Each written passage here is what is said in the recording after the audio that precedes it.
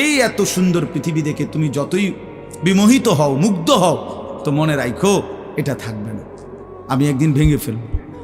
ইদাস সামাউন ফাতারাত, আসমান ভেঙে চুরচুর হবে। বা ইদাল কাওয়াকিবুন তাসারাত, তারকারাজি খসে খসে পড়বে। পাহাড়গুলো উঠতে থাকবে তুলার মতো। ও তাকুনুল জিবালু কাল ইহনিল মানফুস, অবুসাতিল জিবালু বাসসা, পাহাড়গুলো তুলার মতো উঠতে থাকবে। সাগর নদীর পানিগুলো টকবক করে উথরাইতে থাকবে।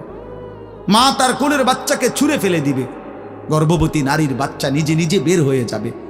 সব মানুষ পাগলের মতো মাতালের মতো হয়ে যাবে। ইসরাফিল ফুঁ দিবে। জমিনের মধ্যে ভূমিকম্প শুরু হবে, বিকট শব্দে আওয়াজ হবে। আল কারিআতু মাল কারিআ। আল্লাহ তাআলা এই কথাগুলো বহুভাবে বহু আয়াতে বুঝাইতে চাইছেন। বুঝাইয়া বলছেন, বান্দা একদিন তুমিও শেষ হবা, আমার এই সৃষ্টি জগৎ শেষ হবে, হাসরের মাঠ কায়েম হবে। তো এখানেও আল্লাহ তাআলা বলছেন, কাল্লা ইদা দুক্কাতিল আরদু দাক্কান দাক্কা, সাবধান বান্দা, মনে রেখো এই জমিন একদিন চূর্ণ বিচূর্ণ হয়ে যাবে। কি হবে বলেন না?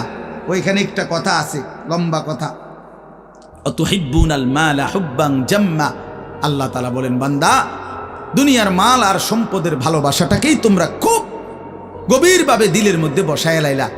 তবে মনে রাখো, দুনিয়াকে তুমি যত ভালোবাসো, যত মজবুত করো, যত বিল্ডিং, যত ফাইলিং, যত মজবুতই হোক না কেন, এটাই মনে রাখো, আমি আল্লাহ এই জমিন, এই সৃষ্টি একদিন ভেঙ্গে চুরে তছনছ করে ফেলব।